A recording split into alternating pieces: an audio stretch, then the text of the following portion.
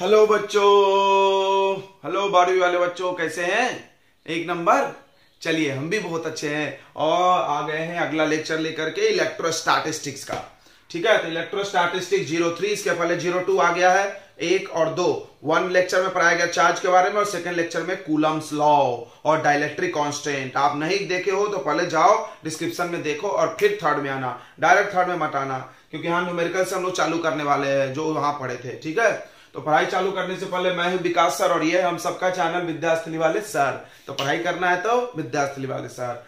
चलो फिर चालू करते हैं हम लोग। इलेक्ट्रोस्टैटिक 03 में एक न्यूमेरिकल उन्होंने लिखा है, देखो क्या बोल रहा है। Find the ratio of electrostatic and gravitational force. Electrostatic force जानते होंगे, दो चार्ज के बीच में लगता है। ग्रेविटेशनल जानते होंगे, दो मास के बीच में लगता है। Between one electron and one proton. The electron और प्रोटॉन पॉइंट चार्ज का बेस्ट एग्जाम्पल है, बेस्ट, क्योंकि इलेक्ट्रॉन और प्रोटॉन एक पॉइंट चार्ज हुआ। तो एक इलेक्ट्रॉन होता है उस पर चार्ज कितना होता है, -e। एक प्रोटॉन होता है उस पर चार्ज कितना होता है, +e। तो तुमको पता होगा इलेक्ट्रॉन और प्रोटॉन पे चार्ज इक्वल होता है। e का सिंबल है, e का वैल्यू कितना होता है 1.6 × 10⁻⁻19। डिस्टेंस नहीं पता है तो अपने मन से मान लो r। तो अब देखो इनका कुछ मास भी है, तो इनमें ध्यान समझना, प्लस माइनस में क्या हो रहा होगा, अट्रैक्शन हो रहा होगा। यस, ये इसको अट्रैक्ट करेगी, ये इसको अट्रैक्शन। इसमें एक फोर्स लग रहा होगा। तो प्रैक्टिकली इस दुनिया में हर चीज के पास मास है, याद रखना, हर चीज के पास तो मास है और चार्ज भी है इसके पास। तो चार्ज की वजह से लगेगा इलेक्ट्रोस्टैटिक फोर्स और मास की वजह से एक और फोर्स लगेगा जो कि हमेशा अट्रैक्ट करता है, उसको क्या बोलेंगे हम लोग, ग्रेविटेशनल। तो देखो इलेक्ट्रोस्टैटिक फोर्स पहले निकालते हैं। Electrostatic force between two charges. तो यहां पे कोई दूसरा मीडियम बोला नहीं है तो हवा मानना, कोई मीडियम नहीं बोला तो हवा लिया जाता है, याद रखना। बोलेगा तो दूसरा मीडियम लेंगे। तो एयर के बीच में, एयर में फोर्स कितना लेते थे, F बराबर क्या 1/4πε0 Q1 Q2 का मैग्नीट्यूड और r², राइट। इसका वैल्यू याद कर जाओ, न्यूमेरिकल के लिए कितना था, 9 × 10⁻9। Q1 इसका चार्ज कितना होता है, E लिखेंगे, वैल्यू डाल दे, वैल्यू डाल दो सर, 1.6 × 10⁻19 इंटू इसका भी चार्ज वही होता है। साइन लिया नहीं जाता, बताया था ना, कूलम्स लॉ में मैग्नीट्यूड ऑफ चार्ज है, साइन का कोई महत्व तो नहीं है। डिस्टेंस पता नहीं तो r² रहने दो, क्योंकि कट जाएगा। यह है इलेक्ट्रोस्टैटिक फोर्स। थोड़ा सा इसको स्क्वायर करके लिख सकते थे शॉर्ट में, चलो कुछ नहीं होता। अगला बात करते हैं ग्रेविटेशनल फोर्स। ग्रेविटेशनल फोर्स तो Fg, क्या फॉर्मूला था वहां पे था कैपिटल G m1 m2/r²। सबको याद होगा ना, न्यूटन्स लॉ ऑफ ग्रेविटेशन। तो ये G का वैल्यू कुछ याद है क्या, G का वैल्यू 6.67 × 10 का पावर, बताओ 6.67 × 10 का पावर कितना होता है बच्चों, -11। m1 इलेक्ट्रॉन, ये देखो प्रोटॉन और इलेक्ट्रॉन का मास याद है क्या तुमको, मास यस, 11 पास आउट हो तो सब याद होना चाहिए। इलेक्ट्रॉन का मास होता था 9.1 × 10 का पावर -31 kg और प्रोटॉन का मास होता था, कम होता था 1.67 × 10 का पावर -27 kg। याद नहीं होगा तो सवाल नहीं बनेगा। डिस्टेंस सेम है तो r²। तो यही फायदा हुआ, डिस्टेंस दोनों में सेम। हम तुमको बोले हुए थे कि इन दोनों को इनवर्स स्क्वायर लॉ बोलते हैं, इनवर्स स्क्वायर में तो r²। अब रेशियो पूछा है, इन दोनों को क्या कर दो, डिवाइड। ठीक है, इसको इससे क्या कर दो, डिवाइड। हम यही करने वाले हैं, आप कॉपी कर लिए ना, कॉपी कर लिए क्या, कॉपी कैट कर लिए, मिटा दे। चलो ये 2 लाइन के बाद हम लोग करने वाले डिवाइड, तो हम यहीं पे कर रहे हैं डिवाइड। ये देखो अपॉन में यहां पे लिख दो Fe/Fg, r² से r² कट। अब इसको सॉल्व करना पड़ेगा, करना नहीं है, याद कर जाओ। ये लगभग आता है 10 का पावर 39। क्या बात कर रहे हैं, हाँ ये एक वैल्यू है जिसको याद रखा जा सकता है। क्यों, कर सकते हो, नथिंग बहुत बड़ा मुश्किल काम नहीं है। एग्जैक्ट 1.2 इंटू 10 का पावर 39 समथिंग आता है, ठीक है, 2.27 एग्जैक्ट की तुमको कोई जरूरत नहीं है, फिर भी लिख लो 2.27 इंटू 10 का पावर 39। चलो ये आएगा, ये आप याद करो, कैलकुलेशन कर सकते हो, सब पावर को ऊपर ले जाओ, बहुत बड़ा है इसलिए इतना बड़ा कौन माथा पगलाएगा, याद कर लो। ऐसे न्यूमेरिकल आता नहीं है, एक इसमें एक चीज हम लोग सीखने वाले हैं। तो देखो क्या देखा तुमने अभी, क्या देखा कि इलेक्ट्रोस्टैटिक फोर्स और gravitational force between two electron का रेशियो लगभग आ रहा 10 का पावर 39। अब इसको इधर मल्टीप्लाई कर दो, इलेक्ट्रोस्टैटिक फोर्स इक्वल टू 10 का power 39 times of gravitational force. इससे क्या सीखा तुमने, यहां एक नोट लिखना, यहां एक लिखना 10 रुपए की नोट। क्या नोट है भाई, देखो इलेक्ट्रोस्टैटिक फोर्स को ग्रेविटेशन फोर्स के अगर बराबर करना है तो 10 का पावर 39 से मल्टीप्लाई करो। मतलब ग्रेविटेशनल फोर्स बहुत छोटा है, इस छोटे से व्यक्ति को इतने लोगों का पावर दोगे तब वो इसके बराबर होगा, इसका मतलब ये तो बहुत बड़ा होगा। यस, तो देखो इससे ये पता चला कि electrostatic force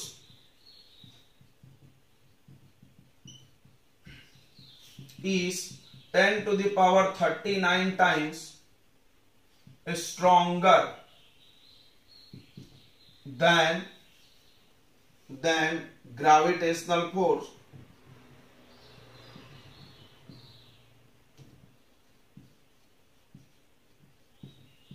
Between two electrons या between electron and proton, ठीक है, इतना ही रख दो। ये चीज सीखा तुमने, ये चीज ज्ञान है कि कितना ज्यादा ताकतवर है, 10 का पावर 39, बाप रे बहुत ज्यादा है, यानी ग्रेविटेशन बहुत कमजोर है इलेक्ट्रोस्टैटिक के सामने। तुमने सुना होगा इस ब्रह्मांड में सबसे ताकतवर फोर्स कौन सा है, न्यूक्लियर फोर्स, सेकेंड रैंक का इलेक्ट्रोस्टैटिक फोर्स है। चलो तो ये तो हो गया। अब ये देखो दो प्रोटॉन के बीच का यही काम करो, चलो करते हैं, चलो उसको भी कर लेते हैं। अभी डायरेक्ट करेंगे बच्चों, दो प्रोटॉन के बीच का, टू प्रोटॉन्स, क्या निकालना है, ratio of electrostatic and gravitation, यानी ऊपर लेना है इलेक्ट्रोस्टैटिक और नीचे लेना है ग्रेविटेशन।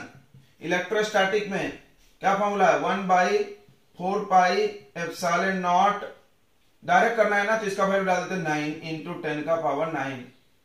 Q1 Q2 यानी दोनों प्रोटॉन है तो चार्ज कितना होगा, 1.6 इंटू 10 का पावर -19 इंटू 1.6 इंटू 10 का पावर -19 अपॉन r स्क्वायर।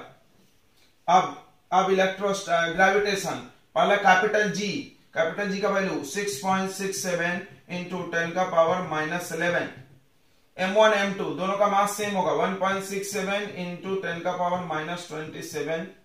यही चीज दो बार, समझ गया, दोनों प्रोटॉन है तो दोनों मास सेम होगा,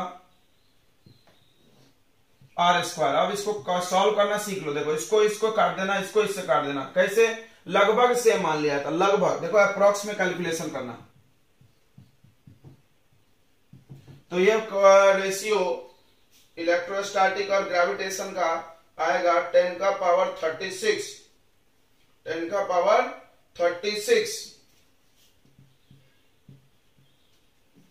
10 का पावर 36, ध्यान से समझो, इधर मल्टीप्लाई कर दो, यहां भी देख लो, इलेक्ट्रोस्टैटिक फोर्स 10 का power 36 times stronger than gravitation. अब कोई सोच रहा होगा चेंज क्यों हो गया सर, तो भाई चेंज हुआ ना, प्रोटॉन का मास और इलेक्ट्रॉन के मास में फर्क है कि नहीं है, ठीक है, तो मास के हिसाब से चेंज हो गया, ये चेंज हो गया, ये चेंज नहीं हुआ, ये तो सेम ही है।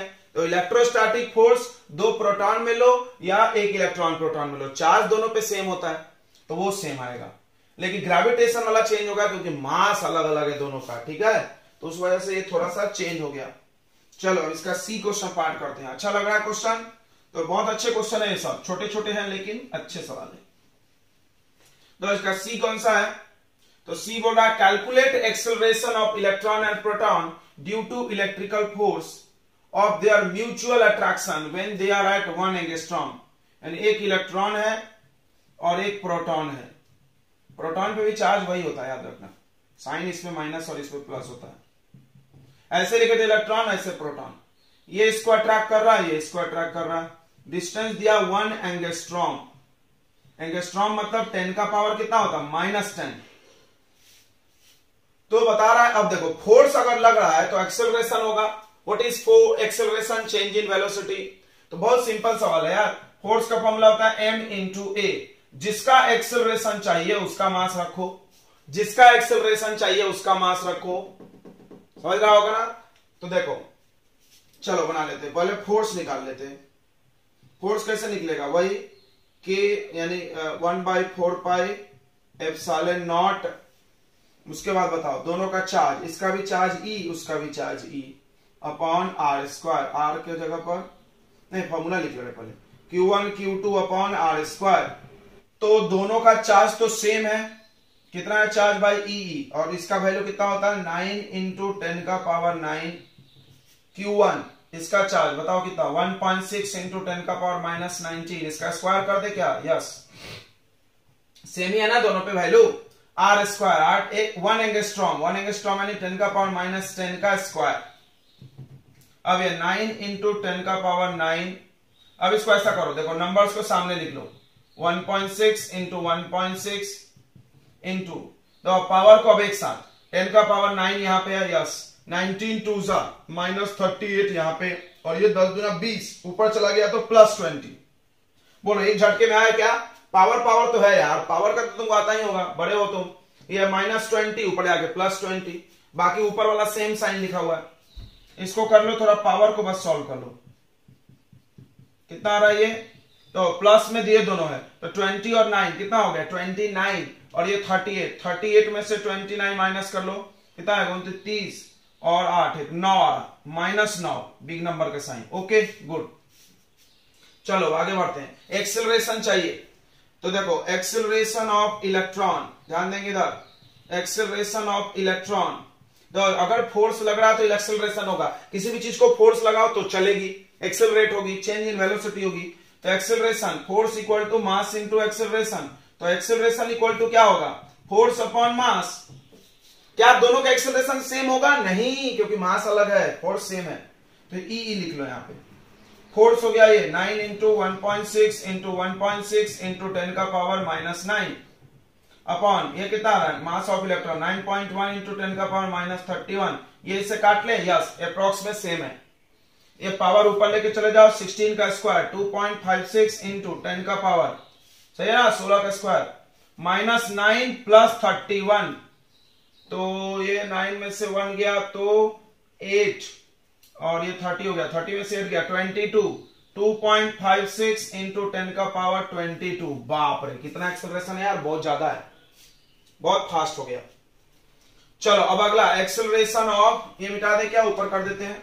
एक्सेलरेशन ऑफ प्रोटॉन सेम आएगा, नहीं, क्योंकि मास अलग है दोनों का। देखो एक्सेलरेशन मास पे डिपेंड करता है, तो acceleration of proton, acceleration of proton, proton का एक्सेलरेशन, तो force upon mass of proton.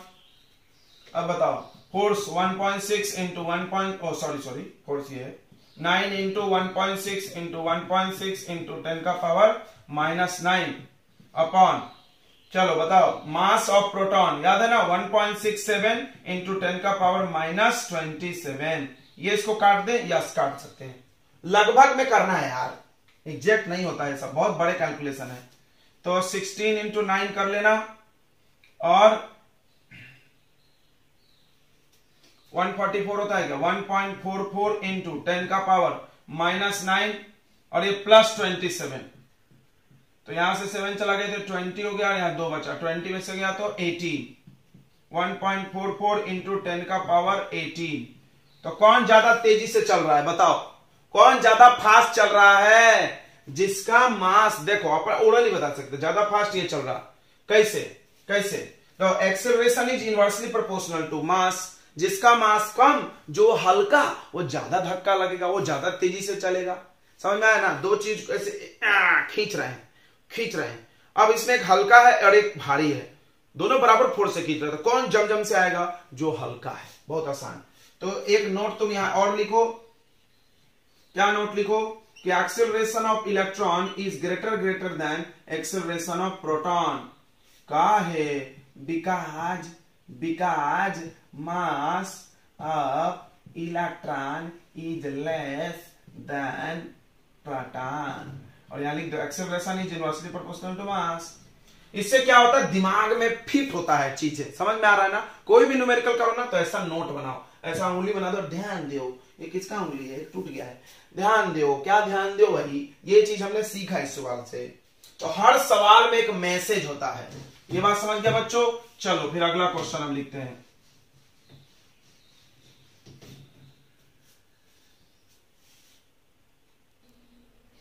चलो तो ये क्वेश्चन है, क्या है, यहाँ पे दो स्फीयर है, दिख रहा होगा, इसके सेंटर से दूरी दी हुई है। दूरी हमेशा सेंटर से ही नापा जाता है, ठीक है, याद रखना। तो सेंटर से डिस्टेंस 50 सेंटीमीटर दिया, ये चार्ज है Q1 Q2। बोला फाइंड द रिपल्सन फोर्स। चलो चालू हो जाओ। Q1 का वैल्यू कितना है, 1 Q1 Q2 सेम है ना, तो ऐसा लिखो Q1 equal to Q2 6.5 into 10 का पावर -7 कूलम।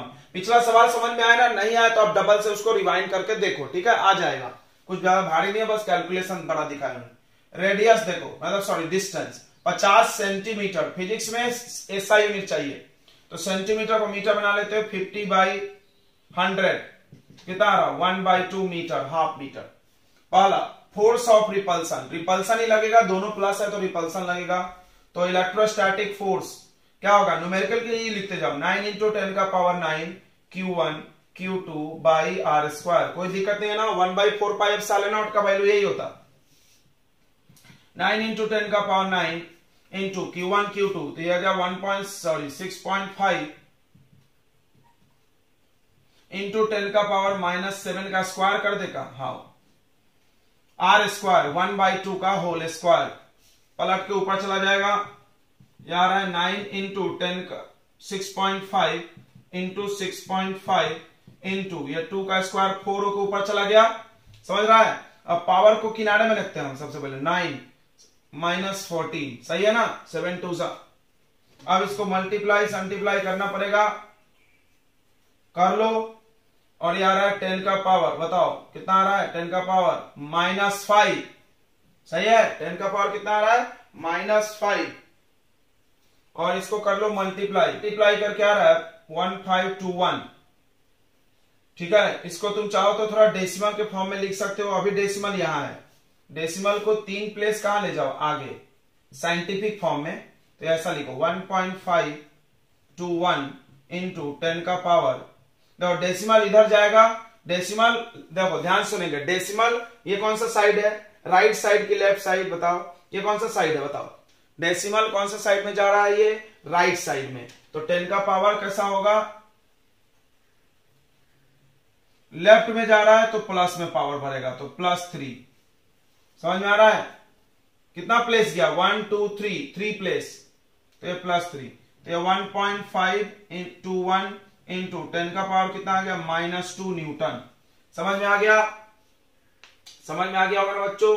तो डेसिमल गया लेफ्ट तो पावर प्लस, याद रखना, ये बहुत बार बताया होगा हमने, और डेसिमल गया राइट तो पावर निगेटिव, उल्टा है। अब चलो अगला दूसरा सवाल, दूसरा सवाल पूछ रहा है what will be repulsion force, क्या होगा रिपल्सन अगर दोनों चार्ज को डबल कर दें और डिस्टेंस को आधा। तो एक चीज इसको फील कर लो तुम, बार बार हम नहीं बताएंगे, देखो Fe equal to 1/4 pi epsilon nought या 9 इंटू 10 का power 9 Q1 Q2 by are square. यह बचपन की बातें हैं, अगर हम इसको डबल करें तो इसका क्या प्रभाव इस पे पड़ेगा, डबल, इसको डबल करें तो ये फिर डबल, इसको डबल करें, इसको डबल करें तो 2 का स्क्वायर 4 नीचे आएगा, यानी 4 टाइम्स डिवाइड हो जाएगा। इसको अगर हाफ करें तो सोच के देखो, इसको अगर हाफ करें तो r/2 का स्क्वायर करोगे तो क्या हो जाएगा, r²/4, पलट के कहां चला जाएगा, ऊपर। चलो हम करके दिखाते हैं, तो Q1 को कर दो 2Q1, Q2 को कर दो 2Q2 और R को कर दो R/2, यही बोल रहा है ना, कर दो। तो Fe हो जाएगा 9 इंटू 10 का पावर 9, Q1 की जगह 2Q1 into 2Q2 upon R/2 का होल स्क्वायर। ये 2 का स्क्वायर 4 होके ऊपर आ जाएगा, और ये 2 2 4, ये 4 और ये 4 कितना हो गया 16, यानी 16 मल्टीप्लाई 9 इंटू 10 का power 9 Q1 Q2 by are square. यानी ये फोर्स से देखो, ये दिख रहा है और ये देखो, पहले जो फोर्स था उससे 16 टाइम्स ज्यादा। ये चीज यहां भी फील होता है। देखो 2 टाइम्स 2 टाइम्स तो कितना हो गया 4 टाइम्स, और ये r/2 हुआ तो स्क्वायर हुआ तो 4 और 4 16 डायरेक्ट बनता था, यानी इससे 16 से मल्टीप्लाई, यानी अभी जो फोर्स होगा वो 16 टाइम्स होगा पहले वाले का। इसका 16 टाइम्स कर लो तो आ जाएगा तुम्हारा क्या, तुम्हारा आंसर ये आ जाएगा कुछ 24 पॉइंट समथिंग आता है, देख लेना, इंटू 10 का पावर -2, 15 गुना बढ़ा दो यार, 1.5 का 16 टाइम्स, ठीक है, 3 का 8 3 24, ठीक है, 24.2 देख लेना शायद ये। ओके, तो ये क्वेश्चन समझ में आ गया। तो ये एक कॉन्सेप्ट तुमको सिखाया, क्या सिखाया कॉन्सेप्ट, कि अगर हम इसको डबल करें, इसको हाफ करें तो क्या होता है। ओके, तो गया। अब देखो सी में क्या बोल रहा, forces if sphere are placed in water, कितना फोर्स होगा अगर पानी में रख दे, समझ में आ रहा है, पहला ये करे फिर ये करे फिर ये करना है, तो अब फोर्स कितना हो गया था, ये वाला फोर्स की बात कर रहे हैं यहाँ पे। तो फोर्स हो गया था, कितना फोर्स हो गया था अभी बताओ, 24.2 इंटू 10 का पावर कितना -2, इतना हुआ था। अब इसको लेके चल जाओ पानी में, तो सबको पता है किसी भी दूसरे मीडियम में जाने पे फोर्स घटता है, कितना, जितना उस मीडियम का डाइलेक्ट्रिक कांस्टेंट है या रिलेटिव परमिटिविटी, तो 80 गुना कम हो जाएगा, यानी 24.2 इंटू 10 का पावर -2 डिवाइडेड बाई 80, इसको कर लेना, इतना आंसर आ जाएगा तुम्हारा, ठीक है। चलो, कुछ भी भारी नहीं लगा होगा इसमें, एक प्रैक्टिस सवाल था ये, सब चीजें एक बार में प्रैक्टिस हो गया, ठीक है। आगे बढ़ते हैं, चलो, तो अगला हम लोग पढ़ रहे हैं सुपरपोजिशन प्रिंसिपल। इजी न्यूमेरिकल हमने करा दिया, 2 काफी है, क्योंकि फोर्स पे ज्यादा न्यूमेरिकल नहीं करना जाता है, इलेक्ट्रिक फील्ड पे किया जाता है। इलेक्ट्रिक फील्ड पढ़ने के बाद हम लोग और करेंगे सुपरपोजिशन। सुपरपोजिशन प्रिंसिपल आप 11th पे भी पढ़ोगे, वेव्स सुपरपोज होता है, एक पे एक चढ़ना मिलना।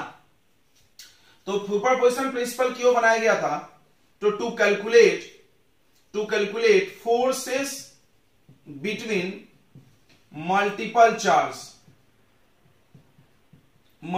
चार्जेस, मतलब अगर तुम्हारे पास बहुत सारा चार्ज है, मतलब 2 से ज्यादा है, तो तुम कैसे फोर्स निकालोगे, ठीक है। इसको ना वेक्टर फॉर्म में ही करना, क्योंकि यहां पे वेक्टर की बहुत जरूरत पड़ती है। मतलब मेरे पास 2-3 चार्ज है, देखो 1 2 3 4 5 ऐसे चार्जेस है बहुत सारे। मान लो ये चार्ज है Q1, कुछ भी ले लो, इसको ले लो Q1, इसको ले लो Q2, इसको ले लो Q3, इसको ले लो Q4 dot dot dot dot Qn। ये सारे चार्ज है, सब एक दूसरे पे फोर्स लगा रहे होंगे, या सब एक दूसरे पे लगा रहे होंगे, तो किसी भी एक चार्ज पे लगने वाला टोटल फोर्स निकालने के काम आता था। ये समझ में आ रहा है क्या बोलता है ये लॉ, कि देखो सारा प्लस चार्ज है तो सब रिपल्सन करेगा, ये इसको इधर रिपेल करेगा, इसको बोलेंगे हम F12 बराबर force on first due to second, ये इसको क्या करेगा इधर। तो इलेक्ट्रोस्टैटिक फोर्स में खासियत पता है तुमको, क्या खासियत है बताओ, वो सीधाई में लगता है, एक लाइन में, इधर ऐसे एंड वेंड नहीं होता है, ये बड़ा इंपॉर्टेंट बात है। मतलब एक चार्ज यहां एक चार्ज यहां था, ऐसे ही लगेगा, इसी लाइन पे लगेगा फोर्स, या तो खींचेगा या तो रिपेल करके, ऐसा नहीं कि इधर धकेल दिया हो, कभी नहीं कभी नहीं, यहां रखे हो इधर नहीं, कुछ एंगल से नहीं धकेल सकता, हमेशा सीधे सीधे। ओ बहुत अच्छी बात है, याद रखना। तो जो लाइन के लॉन्ग लगता है, एफ क्या हो गया 1 3, फिर देखो ये भी इस पे लगा रहा होगा फोर्स, इसको भी लिखो ऐसे लाइन से, तो सीधी लाइन बनाना, सीधी लाइन बनाना, ठीक है, मेरा टेढ़ा हो जा रहा है, ये होगा F14, अब ये भी लगा रहा होगा इधर F1n, सब वेक्टर लेना है। वेक्टर क्यों बच्चों, बिना वेक्टर का तुम ऐड करोगे गलत हो जाएगा। ये कौन सा चार्ज था Q1। जब बहुत सारे चार्जेस मिलके किसी एक चार्ज पे फोर्स लगा रहे हो तो टोटल फोर्स इस पे वेक्टर सम कर लो, बहुत सिंपल है, force is a vector quantity, तो ऐड करने के लिए वेक्टर यूज होगा। अब देखो Q और 1, Q2 से Q1 जा रहे हो तो डिस्प्लेसमेंट क्या होगा R21, सही है, फिर R31, R41, Rn1, बहुत आसान है, ये हमने वेक्टर फॉर्म में पढ़ाया है। तो देखो ध्यान से देखेंगे, तो force force on Q1 due to Q2। Q1 पे फोर्स Q2 की वजह से कितना है F12, सही है। F12 क्या आएगा 1/4πε0 दोनों चार्ज यानी Q1 Q2 distance R1 square, distance को हम R1 R2 नाम दे रहे हैं, R21 लिखे क्या, यस R21 लिखे। यहां वेक्टर लिखने की कोई जरूरत नहीं है, बताया था स्केलर हो जाता है। यहां पे लिखेंगे R21 कैप, यानी जब भी हम सुपरपोजिशन प्रिंसिपल यूज करेंगे तो वेक्टर फॉर्म में फोर्स लेंगे, ऐसा नहीं तो ऐड नहीं कर पाओगे तुम, गलत हो जाएगा। नहीं तो कोई गलती क्या करे, देखो मान लो ये 2 न्यूटन लगा रहा है, ये भी 2 न्यूटन, ये भी 2 न्यूटन, टोटल फोर्स को कितना लिख देगा 2 + 2 + 2 6, गलत। जबकि अगर वेक्टर से तुम ऐड करो ऐसे ऐसे 3 चीजों को 2 2 2 तो 6 नहीं आएगा, वो एंगल पे डिपेंड करता है, a² b² 2ab cos theta पढ़े होंगे ना, तो इसलिए गलती हो जाएगी अगर तुम डायरेक्शन नहीं लिए तो। उसी तरह force on Q1 due to Q3 की वजह से फोर्स कितना आएगा F13 1/4πε0 Q1 Q3 upon R31 का स्क्वायर और यहां पे R31 cap. Similarly dot dot dot कर लो, F1n कितना 1/4πε0 Q1 QN अपॉन RN1, सही है, का स्क्वायर और RN1 कैप। तो अकॉर्डिंग टू सुपरपोजिशन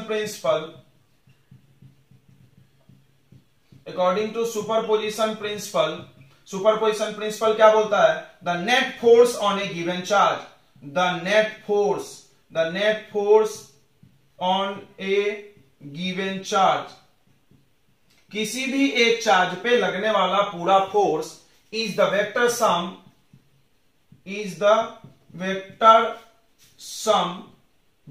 होना चाहिए। वेक्टर सम कैसे होता है, एंगल पे डिपेंड होता है, a² b² 2ab cos theta is the vector sum of all individual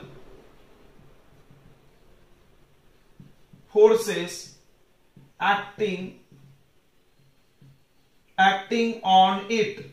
यह सुपरपोजिशन प्रिंसिपल, एकदम याद कर जाओ, बहुत आसान है, देखने में बड़ा लग रहा होगा। मतलब वो क्या बोला था कि इसका मतलब उसने बोला कि नेट फोर्स ऑन Q1, हम लोग Q1 की बात कर रहे हैं, तो नेट फोर्स ऑन Q1 को हम लिख रहे हैं F1, क्या होगा, इस पे जितने लोग दूसरे लोग फोर्स लगा रहे हैं सबका वेक्टर सम, यहां नहीं लिखते हैं, यहां लिखते हैं, ये मिटा दे। सुपरपोजिशन प्रिंसिपल क्यों आया था, बहुत सारे चार्ज, अगर किसी एक चार्ज पे फोर्स लगा रहे हो तो 2 चार्ज लगा रहे हैं कूलम्स लॉ, 3 चार्ज है सुपरपोजिशन प्रिंसिपल लगाना पड़ेगा।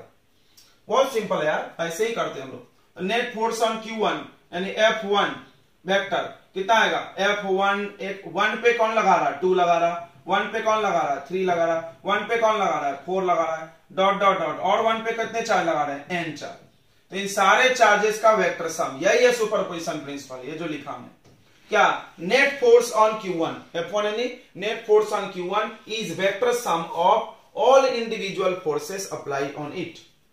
बस ये एक लॉ है, बहुत सिंपल सा लॉ है, इसको हम लोग क्वेश्चन करेंगे तभी पूरा क्लियर होगा कैसे वेक्टर सम करना है। तो आप नोट कर लो, उसके बाद हम लोग एक क्वेश्चन करते हैं, ठीक है। चलो ये क्वेश्चन है, देखो क्वेश्चन में नहीं लिखा है बट डायग्राम से बता रहे हैं। हमने क्या बोला था, ज्यादातर क्वेश्चन हम एनसीईआरटी के लाएंगे भाई, ओके, क्योंकि ये बोर्ड लेवल की तैयारी है तो हम एनसीईआरटी कराएंगे। एनसीईआरटी कर लिया ना तो माशाअल्लाह, क्यों भाई, क्योंकि एनसीईआरटी इज द बेस्ट इस दुनिया में, सबको पता होगा, उसको छोड़ नहीं सकते तुम।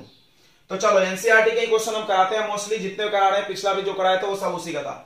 देखो तो ये 3 चार्जेस है, एक इक्विलैटरल ट्रायंगल के कॉर्नर पे 3 इक्वल चार्ज रखा है, सवाल सुन लो नहीं तो लिख लो, एक इक्विलैटरल ट्रायंगल के 3 कॉर्नर पे 3 इक्वल चार्ज रखा है। इसके सेंट्रॉइड जानते होंगे, जहां मीडियन मिलता है, मीडियन बाइसेक्टर, जहां पे मीडियन मिलता है वहां पर एक चार्ज है, उस चार्ज कैपिटल Q पे कितना फोर्स लगेगा। तो हमने तुमको सुपरपोजिशन प्रिंसिपल क्या पढ़ाया था, कोई भी एक टारगेट चार्ज हो, तो कौन टारगेट है, गिवन चार्ज Q, इस चार्ज पे बहुत सारे चार्ज लोग अगर फोर्स लगा रहे हैं तो क्या करो, सबका वेक्टर सम लो। वेक्टर सम लेने के लिए तुमको पहले ड्रॉ करना होगा, तो यही सीखना कला है।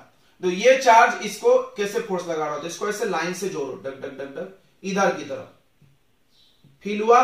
चार्ज हमेशा सीधाई में फोर्स लगाता है, दोनों चार्ज को एक लाइन से जोड़ दो, उसी लाइन पे लगे, या तो अट्रैक्ट या तो रिपेल। तो रिपेल कर रहा है, इसको F1 बोल दिए।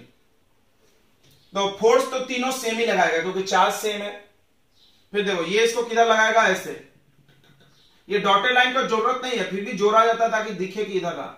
ये हो गया F2, यहां लिख ले, अरे नहीं यहां लिख ले। फिर ये भी इसको लगाएगा इसी लाइन के लॉन्ग, इधर F3।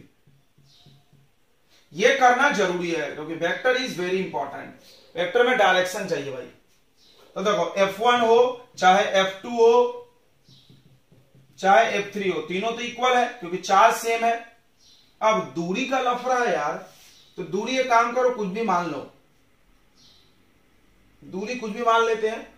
दूरी क्या मान लेते हैं, x मान लेते हैं। ये x तो ये x तो ये भी x, या r ही रहने दो ना। तो F1 F2 F3, F1 F2 F3 का वैल्यू क्या होगा, 1/4 पाई एप्सिलॉन नॉट। चार्ज, दोनों चार्ज, इधर है Q चार्ज और इधर है capital Q upon distance r square. तो डिस्टेंस तो तीनों का सेम है, यस, कोई दिक्कत नहीं है, नहीं। अब इसका टोटल चाहिए, ये आंसर नहीं हुआ। तो ये इस पे लगा रहा है, ये इस पे लगा रहा है, ये इस पे, हमको टोटल चार्ज चाहिए। तो total force on capital Q पे लगने वाला टोटल फोर्स क्या बोला था सुपरपोजिशन पे, तीनों का करो वेक्टर सम। अब उठा के इसको रख के प्लस कर दे, बिल्कुल गलत। अब तुमको लगाना है वेक्टर रूल। तो वेक्टर रूल के हिसाब से मेरे पास एक वेक्टर इधर है, एक वेक्टर इधर है और एक वेक्टर इधर है। इस तीनों को हम कुछ मान लेते हैं, F मान लेते हैं। ये भी F, ये भी F, ये भी F मान सकते ना। अब बताओ ये एंगल कितना, 120, ये एंगल कितना, सब 120, क्योंकि टोटल 360 है, 3 हिस्सा करो तो 120 आएगा। अब करेंगे कैसे, पहले दो को ऐड कर लो, पहले इन दोनों को ऐड करो, सीखो ऐसे वेक्टर बनाए, ये नहीं कि 5 लोग एक साथ ऐड होगा, दो, पहले ये 2 ऐड होगा, फिर एक आएगा, फिर ये 2 ऐड होगा। तो देखो ध्यान सुनेंगे, तो रिजल्टेंट यानी हम टोटल फोर्स निकालना है, तो हम क्या करेंगे, F1 F2 और F3 का वेक्टर सम। तो वेक्टर सम बोलना बहुत आसान है लेकिन करना बहुत मुश्किल, मतलब बड़ा काम है। अच्छा बोल दिए सम, लोगों को लगा प्लस करना, हट प्लस नहीं करना यार। तो इन दोनों का वेक्टर सम करो। इन दोनों का वेक्टर सम कैसा आएगा, देखो सबको पता है कैसे आएगा, इधर कर दें कैसे, अंडर रूट कैसे करते हैं, a square plus b square plus 2ab cos theta. क्या याद है साहब, यस सर। ये रिजल्टेंट बोलते थे r। इन दोनों का निकाल रहे हैं, f 2f square plus 2f square cos 120 होगा माइनस हाफ। सबको आता होगा, 12वीं में है तो आता ही होगा। सेकेंड क्वाड्रेंट है तो निगेटिव, और ये हो जाएगा cos 60 का वैल्यू माइनस हाफ। सही है क्या, हाँ। तो ये कट जाएगा इससे, तो 2f स्क्वायर में से, और ये माइनस हो जाएगा अंडर रूट 2f स्क्वायर। सही है ना, ये 2 कट गया और ये plus minus minus, f square का रूट कितना, f। ओहो, यानी इसका मतलब देखो हम यहां बना रहे हैं सिंप्लीफाई करके, इन दोनों का वेक्टर भी f आया, फिर यहां पे भी f। अब बताओ नेट कितना आएगा, देन टोटल फोर्स, दो वेक्टर है अपोजिट है, बताओ कैसे निकलेगा, क्या करेंगे, माइनस कर देंगे, माइनस करेंगे कि नहीं करेंगे, f माइनस f 0। या ऐसे भी कर सकते हो, देखो a square b square 2ab cos 180 रख दो तो भी आता है। तो चलो वैसे क्या करने का, डायरेक्ट अपोजिट है तो माइनस कर दो, कितना आ जाएगा बताओ, कितना आ रहा है, टोटल फोर्स 0। क्या बात है, यानी नेट फोर्स 0 आ गया इसके में। चलो एक चीज और तुम यहां से यहां सीख के चलो, क्या सीख के चलो, नोट लिखो कि अगर दो इक्वल फोर्स है, वो दो इक्वल फोर्स है, उसके बीच कितने का एंगल है 120, तो टोटल कितना आ रहा है उसका, सेम आएगा 120 का f। देखो मतलब a का रिजल्टेंट a, हाँ आया ना, देख रहा है। तो इसको नोट कर लोगे तो अगला सवाल बनाने में इजी होगा। सवाल समझ में आ गया, ये है सुपरपोजिशन प्रिंसिपल का इस्तेमाल। देखो तुमने पढ़ा वेक्टर सम और करके देखा, उसमें बहुत फर्क है ना। पढ़ना बहुत आसान है, थ्योरी पढ़ना बहुत आसान है। थ्योरी में पढ़ा दिया गया वेक्टर सम कर लो, करने गए और दादा बहुत लंबा काम है जी। अगर 5 लोग रहते तो दो ऐड करना पड़ता, ऐसे करना पड़ेगा। चलो जल्दी से कर लो। चलो ये अगला क्वेश्चन है सुपरपोजिशन प्रिंसिपल का, और ये 2 क्वेश्चन हम कराएंगे, ज्यादा नहीं, क्योंकि 2 अच्छे क्वेश्चन करा देना 10 खराब क्वेश्चन करने से अच्छा है। तो यहाँ एक इक्विलेटरल ट्रायंगल है, फिर से इक्विलेटरल ट्रायंगल है, इसके 3 कॉर्नर पे चार्जर रखे। चार्ज को देख लो, -q plus q plus q, 2 plus 1 minus, same है वैल्यू, साइन अलग है। साइन से क्या फर्क पड़ता है? डायरेक्शन ऑफ फोर्स पे। इसको हमने q1 q2 q3 मान लिया ताकि लिखने में आसानी हो। और इक्विलेटरल ट्रायंगल है, what is the force on each charge, her charge पे कितना फोर्स लगेगा। तो एक चार्ज पे 2 लोग फोर्स लगाएंगे, बराबर 3 लोग हैं तो एक चार्ज पे 2 लोग लगाएंगे, सही है। तो चलो पहला निकालते हैं हम लोग, फोर्स ऑन Q1। Q1 पे कौन कौन फोर्स लगेगा, थोड़ा सोचो, सोचना होता है बस। ये इसको क्या करेगा, अट्रैक्ट करेगा, इधर खींचेगा, कितना फोर्स F। अच्छा फोर्स सबके बीच का सेम होगा क्योंकि डिस्टेंस सेम है। डिस्टेंस को कुछ मान लो, क्या मान ले, आर ही मानते ना यार, इक्विलेटरल ट्रायंगल का साइड इक्वल ही होता है। तो फोर्स पहले निकाल ले, क्या कि समझ रहा है, देखो यहां निकाल देते हैं। फोर्स जो होगा F1 या F2 या F3, कोई भी फोर्स ले लो, तो क्या फॉर्मूला लगाओगे तुम, 9 × 10⁹ इंटू चार्ज, सब चार्ज सेम है, साइन तो लेना नहीं है, यानी Q × Q, और डिस्टेंस भी सबका सेम है, यानी फोर्स सबका सेम आएगा। इसको F मान लो, क्या मान लो, F। क्लियर हो गया, सेम है तो हम F लिखेंगे, बार बार उतना कौन लिखेगा। यानी ये इन दोनों के बीच में अट्रैक्शन F फोर्स, इन दोनों के बीच में भी अट्रैक्शन और F फोर्स। अब एंगल बताओ दोनों के बीच का 60। तो फोर्स ऑन Q1, तो फोर्स ऑन F नेट कैसे निकलेगा, √F² plus F² plus 2F into cos 60, समझ रहा होगा, A² B² 2AB cos theta. तो F नेट ऑन फर्स्ट, पहले पे चार फोर्स टोटल, ये हो गया 2F² plus 2F² cos 60 1/2, cut गया, यार √3F, किधर, इधर की तरफ डायरेक्शन। अब यूनिट वेक्टर लिखना अगर तुम, तो इसमें लिख सकते हो, इधर आ रहा है, दो इन दोनों पे रिजल्टेंट फोर्स किधर आ रहा है, इधर। तो ये कौन सा एक्सिस है, y एक्सिस। y एक्सिस को क्या बोलते थे, IJ -J, समझा। चाहो तो लिख सकते हो J कैप, -J कैप लिख सकते हैं, चाहो तो, नहीं चाहो तो नहीं लिखो तो भी चलता। अब चलो, अब देखते हैं अगला, फोर्स ऑन Q2 पे फोर्स देखो, सोचो, ये प्लस चार्ज है और ये माइनस, प्लस माइनस क्या करेगा, अट्रैक्शन इधर की तरफ, कितना फोर्स F। समझ रहे हैं, फोर्स क्यों हम F मांग रहे हैं, F1 F2 क्यों नहीं ले रहे हैं, क्योंकि सब फोर्स इक्वल है, वो देखो, क्योंकि चार्ज दोनों सेम है, दूरी सेम है। ये और ये इसको क्या करेगी, रिपल्सन, ये प्लस इधर रिपल्सन, कितना F।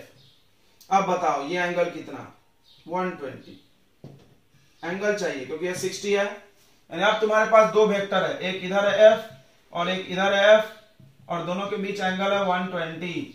तो बताओ F net on second charge कैसे निकलेगा, √F², अभी किए थे, आंसर F अभी किए थे ना, F² plus F² plus 2F into F cos 120, अभी किए थे, हम बोले थे याद कर जाओ उसको।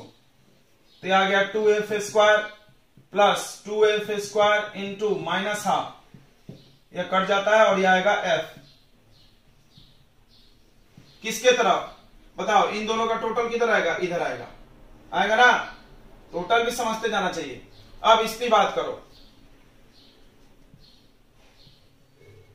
फोर्स ऑन Q3 पे फोर्स, Q3 पे देखो, ये प्लस ये माइनस क्या करेगा, अट्रैक्ट करेगा इधर, ये प्लस और ये प्लस क्या करेगा, इधर रिपेल करेगा, टोटल फोर्स इधर आएगा, एंगल कितना 120, सेम ही आएगा रे। तो F नेट ऑन थर्ड क्या आएगा, F ही आएगा, F आएगा इधर की तरफ, डायरेक्शन अलग है, डायरेक्शन दोनों का अलग होगा, ठीक है।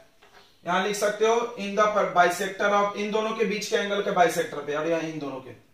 तो यह आंसर है तुम्हारा, कोई दिक्कत। चलो, तो सुपरपोजिशन प्रिंसिपल तुमको समझ में आ गया होगा कि किसी भी एक चार्ज पे अगर फोर्स चाहिए तो क्या करना है, हर चार्ज के द्वारा लगाए गए फोर्स निकालो और उसका कर लो वेक्टर सम। वेक्टर सम ऐसे होता है, ये फार्मूला याद कर जाओ, A square B square 2ab cos theta, बस वेक्टर सम अपने आप होते जाएगा। चलो फिर अगला पढ़ना हम लोग को इलेक्ट्रिक फील्ड। देखो तो अब पढ़ना है इलेक्ट्रिक फील्ड। देखो अगर सिर्फ इलेक्ट्रिक फील्ड की बात करो तो इलेक्ट्रिक फील्ड, फील्ड मतलब क्या होता है, जगह, इलाका।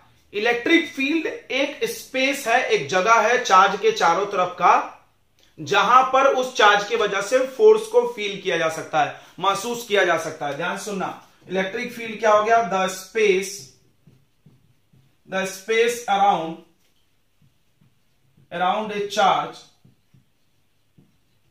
up to which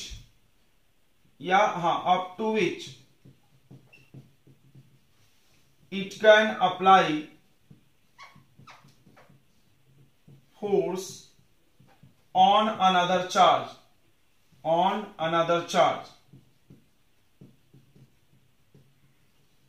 मतलब जैसे गुंडा लोगों का इलाका होता है ना, यस मेरा ये इलाका, तुम्हारा वो इलाका, शेर का इलाका होता है, कुत्ते का इलाका होता है, वो क्या होता है भाई इलाका में, वो वहां बैठा रहेगा तो उसके कुछ दूर तक उसका पावर चलता है, प्रभाव चलता है। उसके इलाके में घुस गए तुमको उड़ा देगा, उसके इलाके से बाहर तुमको नहीं मारेगा वो। सेम टू सेम जब भी हम कहीं पे चार्ज लाके धम से पटक देते हैं तो कुछ दूर इस चार्ज का इलाका बन जाता है, जहां तक अगर कोई दूसरा दुश्मन घुस गया यानी चार्ज, उसको ये या तो अट्रैक्ट या रिपेल कर सकता है। ओ आगे होगा समझ में, यस। अब बात करते हैं इलेक्ट्रिक फील्ड इंटेंसिटी। भाई हमारे पास दो गुंडा है, एक छोटा डॉन और एक बड़ा डॉन। अब बताओ कौन से डॉन का इलाका मजबूत, तो कैसे पता चलेगा, जाके देखो एक बार। इस डॉन के इलाका में गए, उंगली काट के छोड़ दिया, इसमें गए गर्दन काट दिया, बाप रे ये बड़ी डेंजरस है यार, यानी इसका इंटेंसिटी पावर ज्यादा है इसका ताकत ज्यादा है।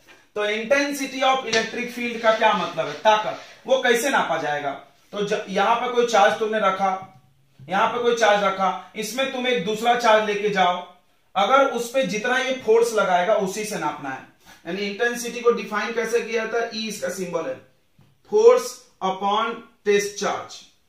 देखना क्यू नॉट क्या है, टेस्ट चार्ज है, test charge.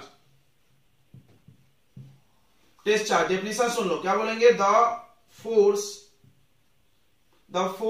Per unit charge, the force applied by, ऐसा लिखो, the force applied by source charge, yes source charge, on या applied by source charge per unit test charge. तो थोड़ा complicated किया हमने डेफिनेशन को ताकि तुमको ज्यादा समझ में आए। Is called electric field intensity, is called electric field intensity. तो हम तुमको दो ज्ञान देंगे इंपॉर्टेंट, तुम इतना बड़ा डेफिनेशन मत याद रखो, पहला ज्ञान है डेफिनेशन सिंपल क्या है, force per unit charge, unit charge पे लगने वाला फोर्स। ज्ञान नंबर टू, पहला कि electric field is a vector quantity, सही है, वेक्टर क्वांटिटी। मत क्यों क्योंकि इधर फोर्स वेक्टर है तो इधर इलेक्ट्रिक फील्ड वेक्टर होगा। फोर्स को चार्ज से डिवाइड करो, वेक्टर को स्केलर से डिवाइड करो, आंसर तो वेक्टर ही आएगा, यस वेक्टर आएगा। तो याद रखना इस पे सुपरपोजिशन प्रिंसिपल लगता है, इस पे भी ये वेक्टर लॉ फॉलो करता है, ये भी करता है, यानी इलेक्ट्रिक फील्ड और फोर्स लगभग एक जैसा ही है। उसके बाद सुनो एसआई यूनिट देख लो, एसआई यूनिट ऑफ ई का एसआई यूनिट बताओ। तो फोर्स का यूनिट क्या होता है, न्यूटन, और चार्ज का यूनिट क्या होता है, कूलम, तो न्यूटन पर कूलम। सीजीएस क्या होगा, बताओ, डाइन और स्टट कूलम। ध्यान से देखेंगे थोड़ा जल्दी पूरा थ्योरी है।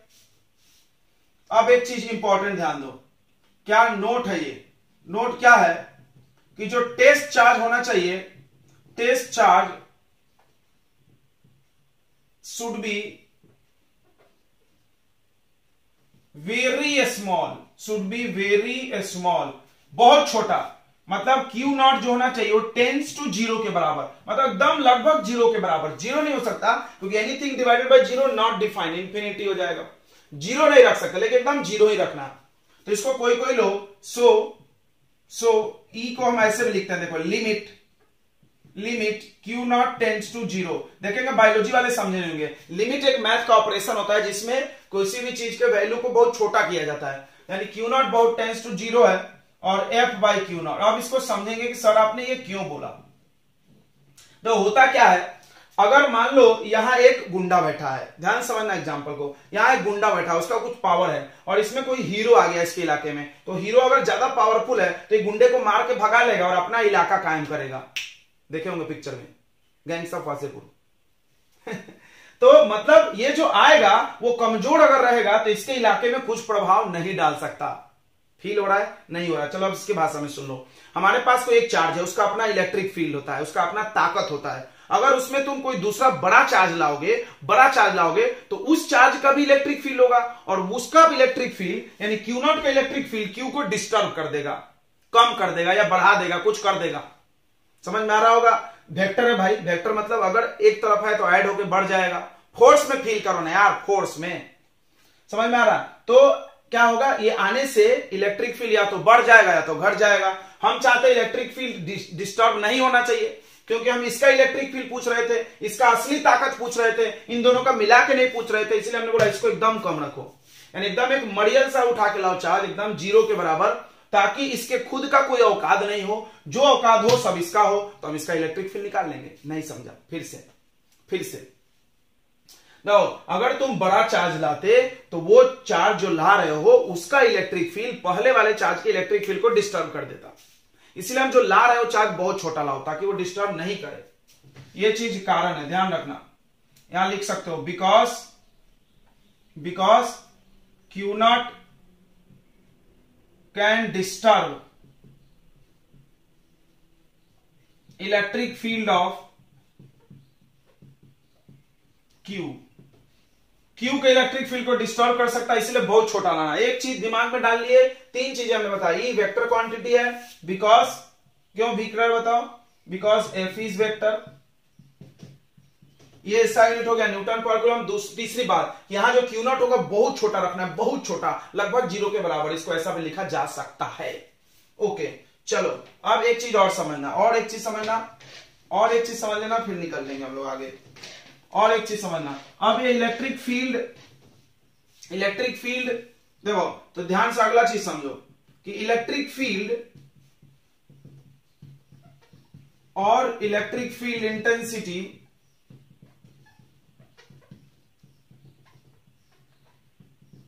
Both are same. क्या बात कर रहे हो सर, आपने पढ़ा ये इलाका है और ये क्वांटिटी है। जी हाँ, फिजिक्स में इन दोनों को सेम माना गया। मतलब अगर हम फील्ड पूछे तो तुम इंटेंसिटी बताओ, मतलब अगर हम पूछे कि गुंडे का इलाका तो गुंडे का पावर बताओ यार, इतना पावरफुल गुंडा इलाका, तो खुद ही पता चल जाएगा कितने दूर तक उसका पावर फैला होगा।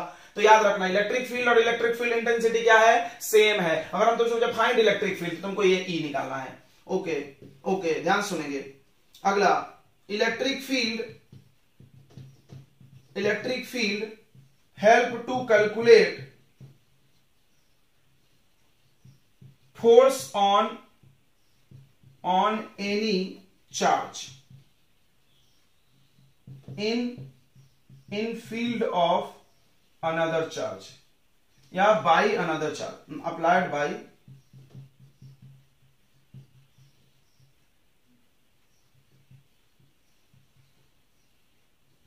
मतलब अब देखो, फोर्स वाला चीज नहीं पढ़ाना चाहिए था तुमको, बट क्या करें, कूलम्स लॉ पढ़ाना मजबूरी में, तो नहीं पढ़ाते हम। क्यों? क्योंकि इलेक्ट्रिक फील्ड ही काफी है यार फोर्स निकालने के। देखो तुम ध्यान समझो, तुमने पढ़ा E equal to F by Q nought. अगर हम तुमसे पूछे F बराबर, तो क्या होगा, E इंटू Q नॉट। मतलब समझो इसको, मतलब समझो यहां पर कोई इलाका है किसी गुंडी का, मतलब कोई इलेक्ट्रिक फील्ड है, पहले से कोई बैठा है अपना इलाका बना के, इसमें तुम एक चार्ज को लेके घुस गए Q नॉट। इस Q नॉट पे कितना फोर्स लगेगा, देखो फोर्स ऑन Q नॉट कितना लगेगा, कितना फोर्स लगेगा बताओ, electric field into Q not, यानी ये कितना इलेक्ट्रिक फील्ड ताकतवर है उसको चार्ज से मल्टीप्लाई कर दो फोर्स। फिर से नहीं फील हुआ सर। देखो तुम एक चार्ज को लेके गए, कहीं पे एक चार्ज रखे, उस पर फोर्स चाहिए ना, तो ये चार्ज जो ले गए हो और वहां का जो इलेक्ट्रिक फील्ड का ताकत है उसको मल्टीप्लाई, यानी force on a charge. Electric field help to calculate force on any charge. किसी भी चार्ज पे फोर्स निकाल सकते हैं, किसी भी चार्ज पे फोर्स। चलो हम एक बना के दिखा दें, Q1 Q2 Q1 पे फोर्स बताओ, Q1 पे, पुराना वाला भूल जाओ, Q1 पे फोर्स बताओ, तो Q1 फोर्स बताएंगे इलेक्ट्रिक फील्ड इनटू ये चार्ज Q1। इस पे फोर्स बताओ तो इलेक्ट्रिक फील्ड इनटू Q2। समझ गया? तो फोर्स भी निकालने के काम आता। यानी हम लोग फोर्स पढ़ के टाइम वेस्ट किया और हमने बोला था कि सारे न्यूमेरिकल फोर्स वाले इलेक्ट्रिक फील्ड में चले जाओ।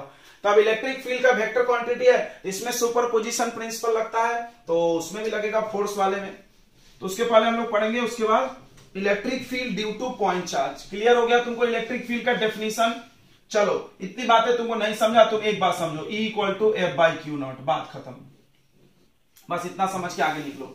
अब बात करते हैं हम लोग electric field due two point charge. तो हर चीज पहले पॉइंट चार्ज के लिए पढ़ना है। Electric field due two point charge. Point charge मतलब हमारे पास है क्या, पॉइंट चार्ज रख दिया हमने Q, ये अपना कुछ दूर तक इलेक्ट्रिक फील्ड बनाया यार, ध्यान समझना, इलेक्ट्रिक फील्ड बना रहा है।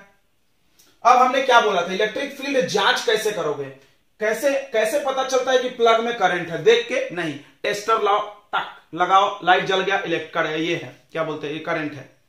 तो चार्ज हमको कैसे महसूस होगा कि इलेक्ट्रिक फील्ड है? तुमको एक टेस्ट चार्ज लाना है भाई, बिना टेस्ट चार्ज लाए तुमको पता नहीं चल सकता, क्योंकि चार्ज तो चार्ज पे ही पावर दिखाएगा ना। तुम मुंह उठा के चले गए और बोले हम आ गए इलेक्ट्रिक फील्ड में, मेरे को तो फोर्स ही नहीं लगा रहा। अब इलेक्ट्रिक फील्ड में चार्ज पे फोर्स लगता है, तुम पे थोड़ी लगेगा। गुंडे लोगों को मारेंगे, ये सबको थोड़ी मारते हैं। तो देखो, तो हमको क्या करना है, टेस्ट चार्ज लाना है। तो मान लो हमने इनफाइनाइट से duck duck duck duck duck duck infinite से एक टेस्ट चार्ज लाए Q0, और इसको लाके रख दिया किसने दूरी पे, इससे R दूरी पे। ध्यान समझना, इनफाइनाइट से एक टेस्ट चार्ज लाए, बहुत दूर से उठा के यहां पे रख दिए। जैसे लाके रखे, ये इस पे क्या लगाने लगा, फोर्स ऑफ रिपल्सन, इधर की तरफ। कितना याद रखना, फोर्स का फॉर्मूला बदल गया, वो Q1 Q2 वाला भूल जाओ, माथे से उड़ा दो। तो ये इस पे कितना फोर्स लगाएगा बताओ, F इक्वल टू कितना लगाएगा भाई, Q इंटू ई, सॉरी Q0 लाए हो ना, Q0 इंटू ई। ध्यान समझना, इस फोर्स चाहिए तो जिस चार्ज पे फोर्स चाहिए वो, और मल्टीप्लाई इलेक्ट्रिक फील्ड। ओके, इतना फोर्स लगा रहा है, समझ में आ गया? इधर लगेगा लाइन के लॉन्ग, इलेक्ट्रिक फील्ड भी लाइन के लॉन्ग लगता है, फोर्स भी। अच्छा, जो डायरेक्शन इलेक्ट्रिक फील्ड का है वही फोर्स का होगा, ये लिखना भूल गए हम लोग, लिख लेना। जो डायरेक्शन इलेक्ट्रिक फील्ड का होगा, direction of F and E are same, क्योंकि दोनों वेक्टर था। मतलब तुम खुद सोचो, ये प्लस तो रिपल्सन, तो फोर्स भी इधर, इलेक्ट्रिक फील्ड भी इधर। कोई तुमसे पूछे इलेक्ट्रिक फील्ड किधर लग रहा, इधर ही लग रहा ना भाई, ठीक है। तो बताओ इलेक्ट्रिक फील्ड निकालना हमको, कैसे निकालेंगे? तो इलेक्ट्रिक फील्ड का फॉर्मूला क्या होगा, फोर्स अपॉन टेस्ट चार्ज। इन दोनों के बीच फोर्स बताओ, बहुत आसान है, 1/4 pi epsilon not Q0 upon R square divided by Q0। Q0 से Q0 हो गया कैंसल, और ये आ गया electric field due to a point charge, यानी एक चार्ज कम है इसमें, बस ध्यान से समझ लो। क्या आ गया, Q by R square, electric field, force कितना आया था, Q1 Q2 by R square. यानी फोर्स के लिए दो चार्ज लिखना जरूरी है। ओ, इलेक्ट्रिक फील्ड के लिए एक चार्ज, कौन सा चार्ज, सोर्स चार्ज। कौन सा चार्ज, सोर्स चार्ज भी बोलते हैं, यानी जो इलेक्ट्रिक फील्ड बना रहा है, ये वाला चार्ज, ये वाला नहीं। यानी एक चार्ज रख दिए, वो इलेक्ट्रिक फील्ड कितना बनाएगी, इतना। ठीक है, समझ में आ गया? कितने दूरी पर, R दूरी पे। ध्यान से समझो, यहां पर हमने एक चार्ज रख दिया 2Q, यहां से Y दूरी पे हम पूछ रहे हैं इलेक्ट्रिक फील्ड कितना बनाएगी, बताओ क्या करेंगे, 2Q बाई Y स्क्वायर, ये तो रहेगा ही सामने में, 1/4 पाई। ओके, अब बताओ एक 2Q चार्ज रखे, इसी के ऊपर कितना इलेक्ट्रिक फील्ड ये खुद लगाएगा, 0। क्यों क्यों क्यों क्यों क्यों क्यों क्यों? तो कोई भी चार्ज खुद पर अपना इलेक्ट्रिक फील्ड नहीं लगाएगा। कोई गुंडा अपना पावर अपने पे आजमा लेगा क्या, दूसरे पे। ये फील करना, दूसरे पे। यहां पे कोई दूसरा चार्ज रखो, क्यों, क्योंकि जब ये यहीं पे चेक करोगे तो R का वैल्यू 0 हो गया, R 0 हो गया तो ये इनफाइनाइट हो जाएगा, नॉट डिफाइंड। तो याद रखना इस बात को। क्या समझा तुमको, इलेक्ट्रिक फील्ड क्या होता है, यहां पे Q चार्ज है, इससे R दूरी पे electric field, Q charge upon R square, 2R दूरी पे Q charge upon 2R square. चलो समझ में आ गया होगा। और एक चीज समझो, यहां पे प्लस चार्ज रखे, प्लस चार्ज, तो उसका इलेक्ट्रिक फील्ड कैसे बनेगा, ऐसे अवे, समझ रहा है, और माइनस चार्ज रखे तो इलेक्ट्रिक फील्ड कैसे बनेगा, टुवर्ड्स। ये अभी हम पढ़ाएंगे भी फील्ड लाइंस में। क्यों, माइनस चार्ज अट्रैक्ट करती है और प्लस चार्ज रिपेल करती है।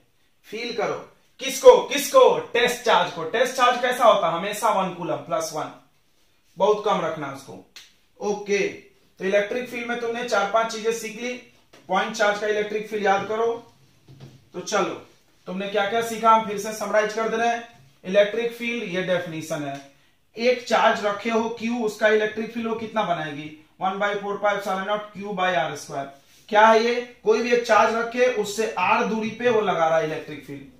जितना दूरी है उसके रख के यहां पे निकाल सकते हैं।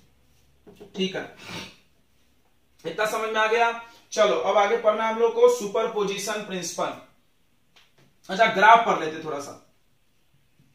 Graph of E, graph of E, ध्यान सुनो, बहुत आसान है। ये ले लो E और R का ग्राफ। R यानी दूरी, मतलब मेरे पास एक चार्ज है यहाँ पे Q, इससे हम दूरी बढ़ाते जाए तो इलेक्ट्रिक फील्ड क्या होगा, कम होगा। तो E और R का प्रोपोर्शनल इनवर्सली स्क्वायर है, ऐसा। ये ग्राफ क्या बता रहा है, E प्रोपोर्शनल टू 1/r²। मतलब अगर R इंक्रीज होगा तो E डिक्रीज होगा, बहुत तेजी से डिक्रीज होगा, स्क्वायर है। अगर ये दुगना होगा तो ये 4 गुना घट जाएगा। समझ गया होगा, यस।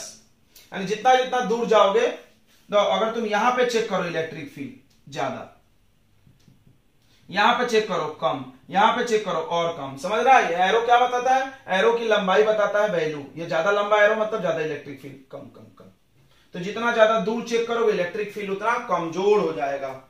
चलो अब इलेक्ट्रिक फील्ड के डायरेक्शन को पता लगाने के लिए बनाया गया था फील्ड लाइन का concept, electric lines of force. तो चलो आज का लेक्चर हम लोग यही खत्म करते हैं, क्योंकि 1 आवर से ज्यादा हो गया, इतना बड़ा लेक्चर नहीं बनाते। तो आज तुमने क्या क्या सीखा, जाते जाते एक बार रिवाइज कर लो। अगर तुमको प्रॉब्लम हो तो तुम कमेंट करना कि सर ये चीज समझ में नहीं आ रही, थोड़ा हम ज्यादा भी पढ़ा दे रहे हैं। ठीक है, चलता है ना, क्या कि ना अपलोडेड लेक्चर्स में ना ज्यादा पढ़ा पा रहे हैं हम क्लास के अपेक्षा। क्लास में क्या होता है, बच्चों का चेहरा देखते हैं, किसी को समझ में नहीं आ रहा तो हम ज्यादा पढ़ाते नहीं है। फिर अभी तो क्या है कि अब किसी का चेहरा नहीं दिख रहा था, हमको लग रहा सबको आ रहा होगा। ओके, आ रहा है तो अच्छी बात है, नहीं आ रहा है तो आप कमेंट करके बोलना कि सर ये चीज नहीं आया, फिर बता देंगे यार। तुमको आज हमने 2 न्यूमेरिकल पढ़ाए शुरू में, और न्यूमेरिकल बहुत सरल है, बस वैल्यू बड़े दिखते हैं। ठीक है, उससे डरना मत, तुम नंबर से डर रहे हो तो फिर फिजिक्स भारी लगेगा। उसके बाद हमने तुमको पढ़ा दिया आज इलेक्ट्रिक फील्ड पढ़ा है, बहुत जबरदस्त। Superposition principle, superposition principle force का मतलब एक चार्ज पे बहुत सारे लोग फोर्स लगा रहे तो सबका वेक्टर सम करना है। वेक्टर सम कैसे होता है, वो √a² b² 2ab वाले फॉर्मूले से, बस 2-2 करके। उसके बाद हमने इलेक्ट्रिक फील्ड पढ़ा है, खूबसूरत कॉन्सेप्ट है।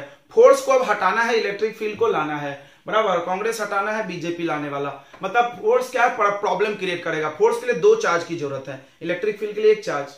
यानी एक चार्ज Q रखो, कितना electric field, Q/r²। Electric field में एक चीज तुमको हम सिखाया कि कोई भी चार्ज खुद पे इलेक्ट्रिक फील्ड नहीं लगाता, खुद का दूसरे पे लगाता है। फील हुआ, ओके। उसके बाद इलेक्ट्रिक फील्ड का डायरेक्शन, जिधर फोर्स उधर इलेक्ट्रिक फील्ड। अगर रिपल्सन में फोर्स अवे तो इलेक्ट्रिक फील्ड भी अवे, अट्रैक्ट कर रहा फोर्स तो ऐसे अट्रैक्शन का डायरेक्शन, ओके। उसके बाद इसमें Q0 क्या है, Q0 एक टेस्ट चार्ज है। टेस्ट चार्ज क्यों लिया गया, इस चार्ज को बोलते हैं बहुत छोटा चार्ज होना चाहिए, बहुत छोटा, लगभग 0 के बराबर। क्यों, क्योंकि अगर बड़ा चार्ज लोगे तो ये खुद का भी इलेक्ट्रिक फील्ड बनाएगा, ये अपना इलेक्ट्रिक फील्ड दूसरे चार्ज पे लगाएगा। अब तुमको समझ रहा होगा, Q0 Q को डिस्टर्ब करेगा ना, खुद को तो कोई करता नहीं है अपने इलेक्ट्रिक फील्ड, Q को डिस्टर्ब करेगा तो वो चेंज हो जाएगा। इसलिए हम Q0 बहुत छोटा रखेंगे ताकि वो Q को डिस्टर्ब नहीं करे, ओके। इलेक्ट्रिक फील्ड में फोर्स भी निकाल सकते हो, फोर्स इक्वल टू ये और ये मल्टीप्लाई हो जाएगा। ओके बच्चों, तो आज के लिए इतना ही, तब तक आप पढ़ाई करते रहो। All the best and